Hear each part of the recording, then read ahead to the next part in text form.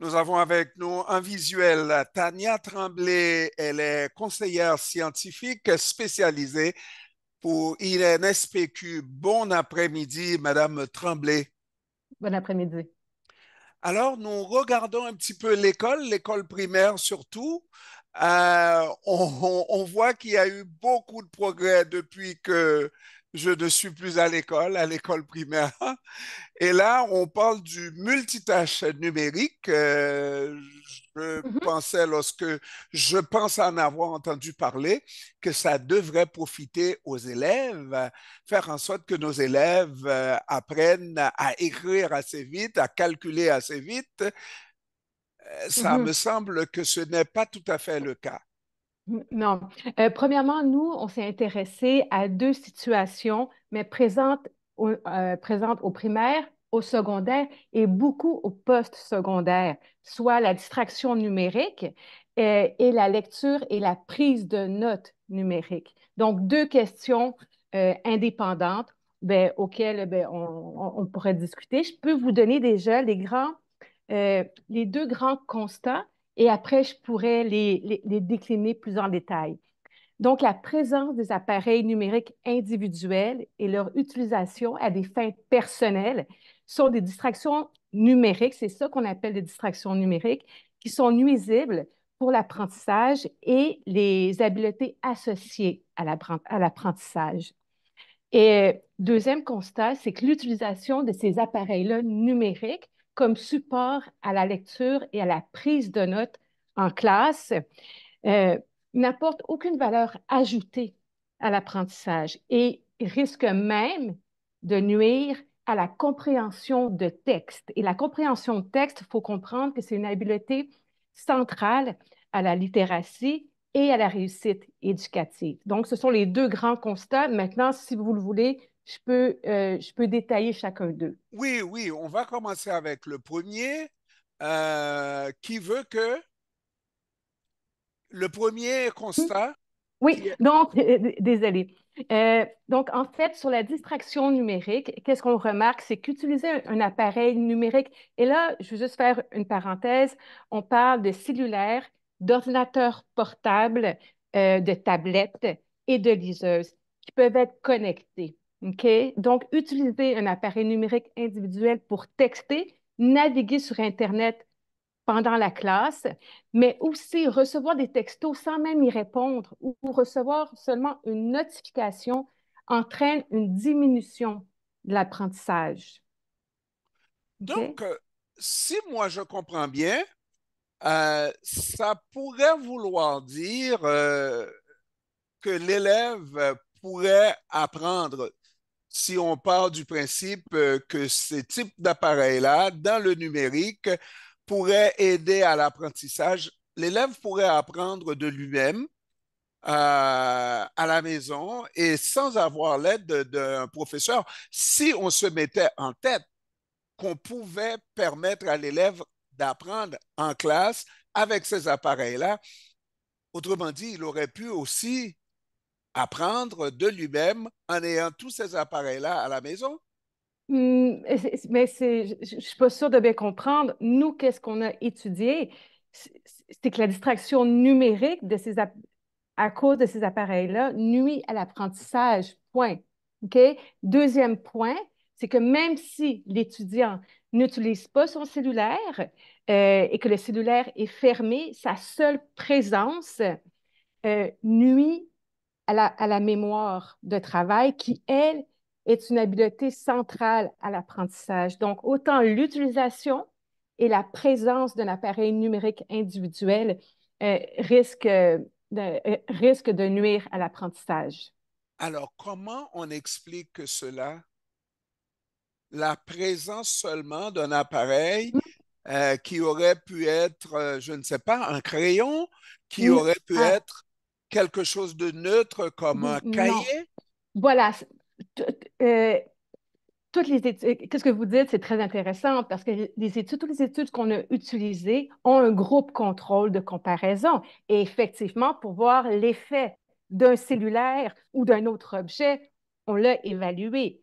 Donc, qu'est-ce qui se passe avec le cellulaire? C'est que le cellulaire lorsqu'on regarde notre cellulaire est visible et proche de nous, euh, on a tendance à vouloir aller vers l'objet parce que souvent, voilà, on va aller vers l'objet et c'est ce désir-là qui va gruger les ressources cognitives qui nous permettent d'écouter en classe.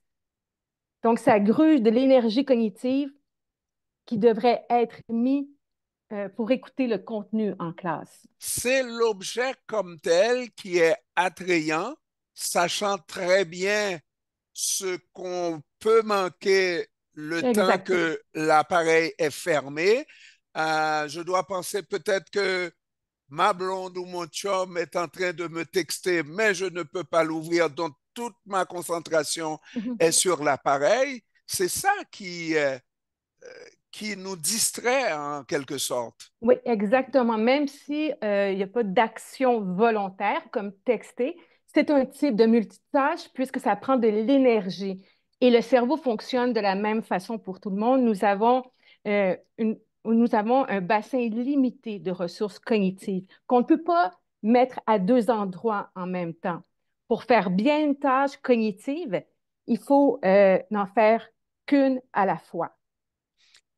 Est-ce que c'est le cas pour tout le monde ou est-ce que on peut avoir des élèves qui sont beaucoup plus concentrés sur l'école et d'autres qui seraient davantage portés à être à l'extérieur, n'est-ce pas, et qui se font déranger Mhm. par n'importe qui et n'importe quelle occasion qui se Mhm. présente? Ici, la synthèse ne s'est pas intéressée aux traits de personnalité individuelle. OK? Donc, c'est toujours des conclusions d'études avec des grands groupes. Donc, c'est en moyenne, mais on ne s'est pas intéressé individuellement. Est-ce qu'il y a des différences? Non. C'est une conclusion qui s'applique à chacune des populations étudiées. Mais à un moment donné, il va y avoir des recommandations. Si on veut que les élèves, moi je tire déjà une recommandation, même si je n'ai pas lu le rapport, si on veut que tous les élèves se concentrent, il va falloir qu'on élimine ce type d'appareil-là en Mhm. classe.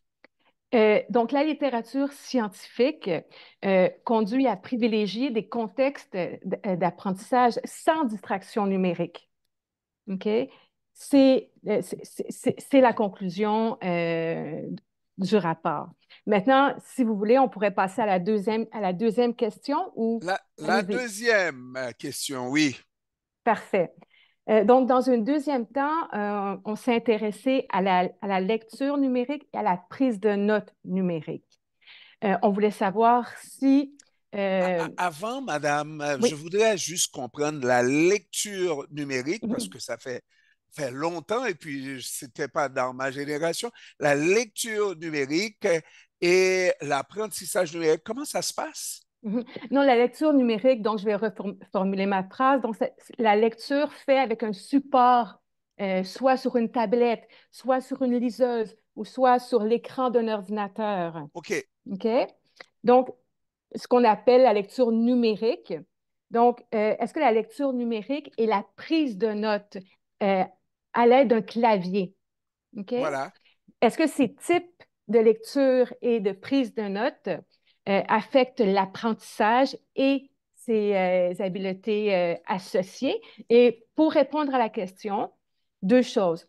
On s'est fié à des méta-analyses. Donc, des méta-analyses, c'est des études qui englobent des dizaines, voire des centaines d'études, donc qui sont eux-mêmes des synthèses.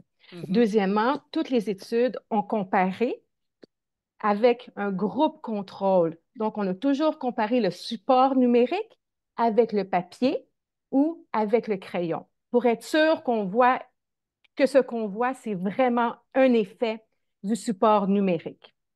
Donc, la conclusion pour la lecture.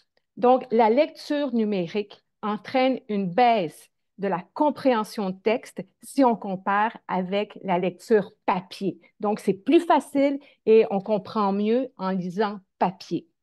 Maintenant, pour la prise de notes, la prise de notes numérique il n'y a pas de supériorité, OK, de la prise de notes numérique par rapport à la prise de notes manuscrite avec un crayon. Et dans un contexte où on veut équilibrer les outils numériques en classe, euh, une des recommandations qui ne vient pas de nous, mais une des recommandations internationales, euh, c'est de mettre de l'avant la valeur ajoutée des outils qu'on utilise. Or, pour l'écriture numérique, on ne voit pas de valeur ajoutée par rapport à la prise de notes manuscrite. Hmm. Alors, mais qu'est-ce qui pourrait expliquer, pour la compréhension du texte surtout, Mhm, quand ça se fait via une tablette, mhm. on comprend moins bien que lorsqu'on lit papier, je n'arrive pas à comprendre. Parfait, excellente question. Donc, il y a trois raisons.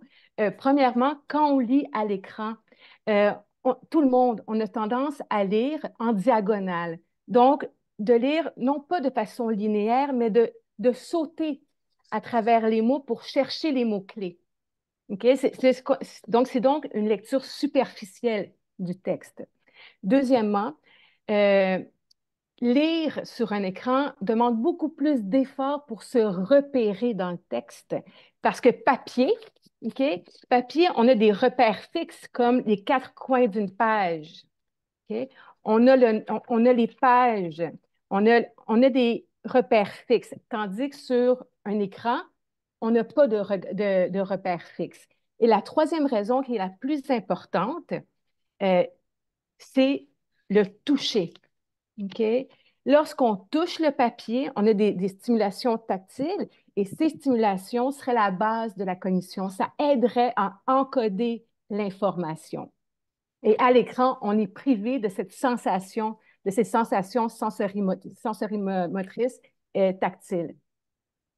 Et je fais souvent des lectures sur ma tablette et puis j'ai tendance à toucher de temps en temps pour monter mon texte ou descendre pour me retrouver dans mon texte. J'ai un contact avec ma tablette. Ce n'est pas la même chose que lorsque j'ai du papier. Non, papier, c'est 3D. Ici, on touche quelque chose, on manipule l'écran. Vous pouvez toucher, mais vous ne pouvez pas toucher comme un objet 3D. Et c'est ça. Le cerveau comprend que de toucher un objet 3D va activer déjà les bonnes parties du cerveau. Mais là, on va plus loin. Oui, allez-y. Non, mais je regarde ça et je me disais, il y a quelques années, on nous a présenté ces changements technologiques-là comme révolutionnaires, devant amener une compréhension beaucoup plus large de la part de nos enfants. Et là, aujourd'hui, c'est comme euh, dégonfler la balloune, comme on dit, n'est-ce pas? Parce que s'il n'y a pas de valeur ajoutée, il vaut mieux laisser tout ça de côté. Mhm. Deux choses, deux choses que je vais ajouter. Ici, les conclusions pour la lecture et la prise de notes concernent seulement les étudiants et les élèves qui n'ont pas de besoins particuliers. Ça, c'est très important. Il ne faut pas mettre tout le monde ensemble.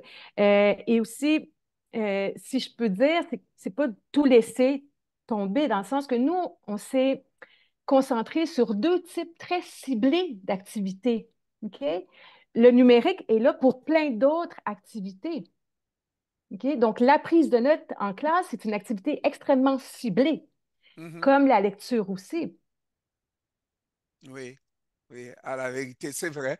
Donc, on en aura besoin, mais peut-être pas, on les qualifiera plus de multitâches, n'est-ce pas? Ça aura des fonctions très simples et ciblées, comme on dit, mais ça ne résoudra pas tous les problèmes. Et puis, de plus en plus, je constate qu'on va revenir à la tradition, c'est-à-dire apprendre à faire nos ABC, n'est-ce pas? Et écrire à la main plutôt que de penser que le numérique résoudrait tous nos problèmes. Alors, sur ce, Tania Tremblay, conseillère scientifique spécialisée à l'INSPQ, je vous remercie d'avoir pris du temps de nous Merci. expliquer tout ça. Merci. Au Merci revoir. beaucoup. Bye bye. Au revoir.